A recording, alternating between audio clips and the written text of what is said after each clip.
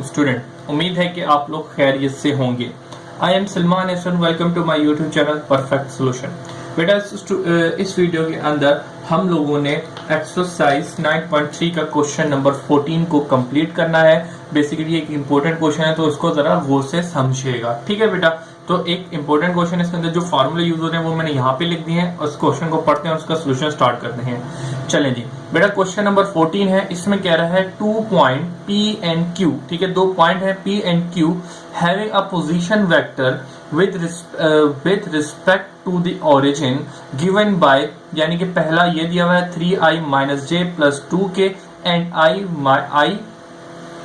minus j minus 2k। सही है बेटा, तो पहला वाला P हो गया और दूसरा वाला Q हो गया, ठीक है, क्योंकि इसने खुद कहा है। इसके बाद कह रहा है रिस्पेक्टिवली, रिस्पेक्टिवली होता है कि पहला वाला पहले के लिए और दूसरा वाला दूसरे के लिए। फिर आते हैं calculate the length of P Q, ठीक है, and show that the major angle P O Q is 90, यानी कि इसको प्रूव करके बताने कि इनके दरमियान में जो एंगल है वो 90 बन रहा है, ठीक है बेटा। तो चलें जी आइए स्टार्ट करते हैं इसका सोल्यूशन।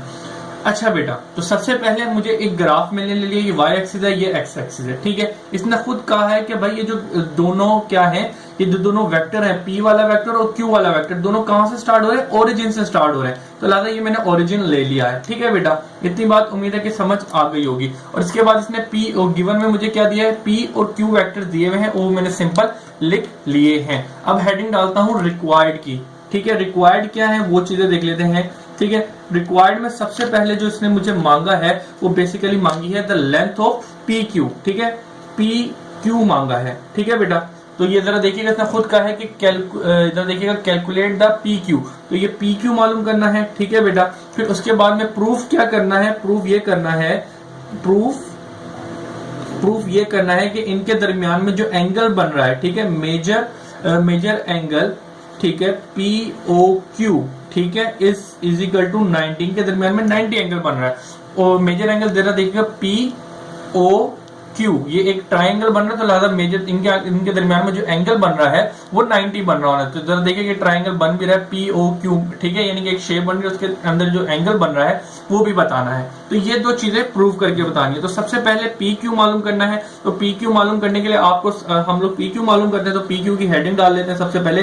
भाई सबसे पहले हम जो है पी क्यू मालूम करेंगे। बेस क्या मालूम करना है? लेंथ। लेंथ का मतलब क्या होता है? मैग्नीट्यूड। तो लिहाजा पी क्यू मालूम उसकी लेंथ मालूम करनी है, ठीक है। तो लेंथ का मतलब मैग्नीट्यूड। तो सबसे पहले मैंने दो फार्मूले जो लिखे हुए कॉम्बिनेशन फॉर्म, यानी कि ए बी मालूम करना हो तो बाद वाले को पीछे वाले से माइनस करें, ये फॉर्म आ जाएगी। और उसके बाद उसकी लेंथ मालूम करनी है, तो लेंथ के लिए उसका मैग्नीट्यूड मालूम करेंगे। तो सिंपल जरा देखिएगा, मैग्नीट्यूड का फार्मूला क्या होता है कि आई के साथ जे के साथ जो के साथ लिखा है उनका स्क्वायर कर दो और होल के ऊपर स्क्वायर रूट लगा दो, तो ये आपका मैग्नीट्यूड आ जाएगा, ठीक है बेटा। तो सबसे पहला काम तो हम ये लोग कर लेते हैं यहाँ पे आगे, ठीक है। तो चलिए जी स्टार्ट करते हैं। तो जरा देखिएगा पी क्यू दिया हुआ है, तो पी क्यू बराबर हो जाएगा Q माइनस पी के। इतनी बात तो हमें पता है, ठीक है, कॉम्बिनेशन के फार्मूले से। अब Q की वैल्यू क्या निकली हुई है? Q की वैल्यू है I minus J minus 2k, ठीक है बेटा। और ब्रैकेट लगा दिया। माइनस के बाद क्या लिखना है? माइनस के बाद P वेक्टर है, तो P वेक्टर क्या लिखा है? 3i माइनस जे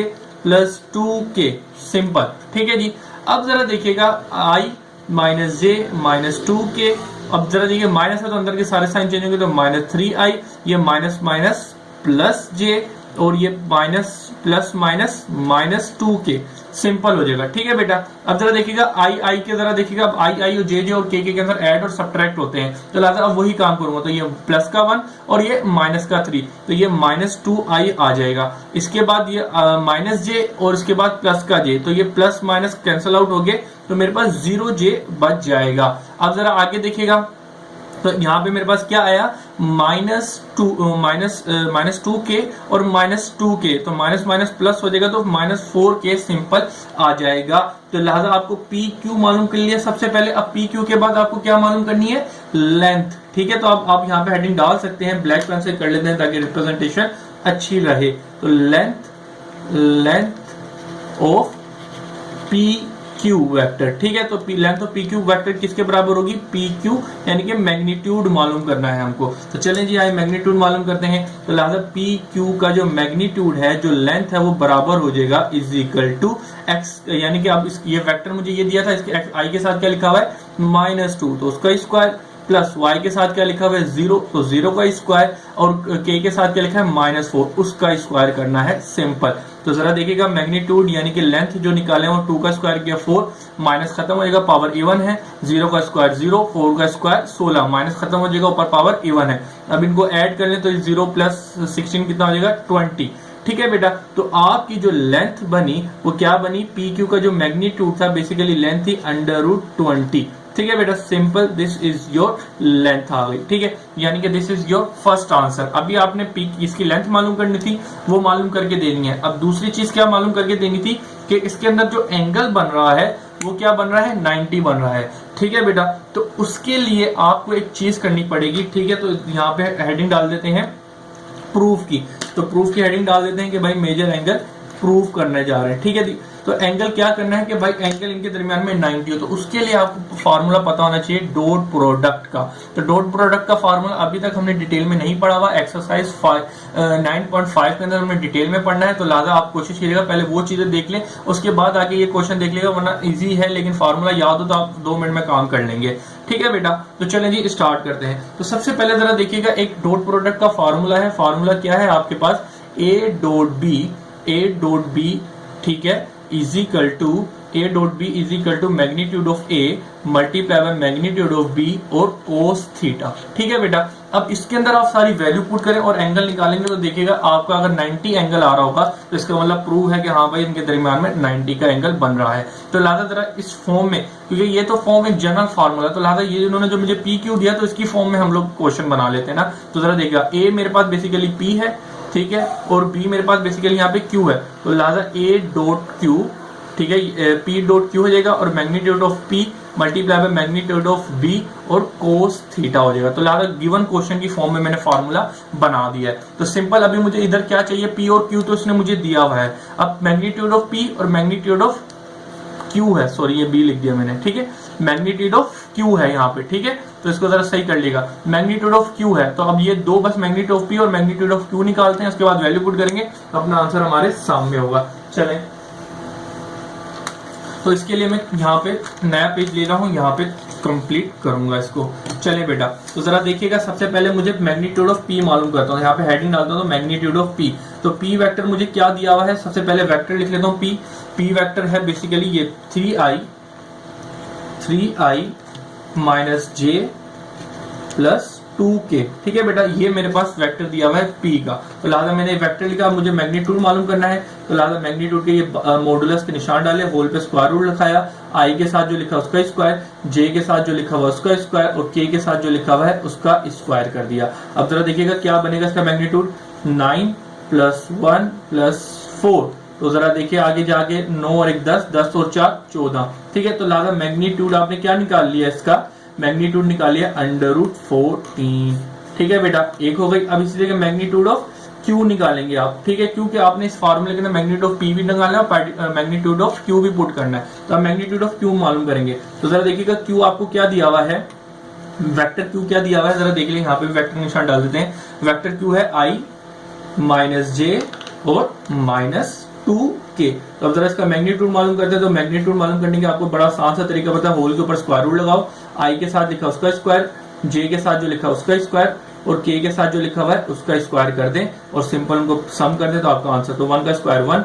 1 का स्क्वायर 1 और 2 का स्क्वायर भी 4 हो जाएगा। तो सिंपल इसको सम कर दें तो ये क्या बनेगा, 1 और 1 2 और 2 और 4 6। तो लिहाजा आपका जो मैग्नीट्यूड ऑफ Q आया वो कितना आया, √6, ठीक है बेटा। अब जरा देखिएगा ये सारी वैल्यू इसमें पुट करते हैं और यहाँ से थीटा की वैल्यू निकालेंगे तो देखते हैं हमारे पास क्या चीज आती है। चलें जी आ जाए।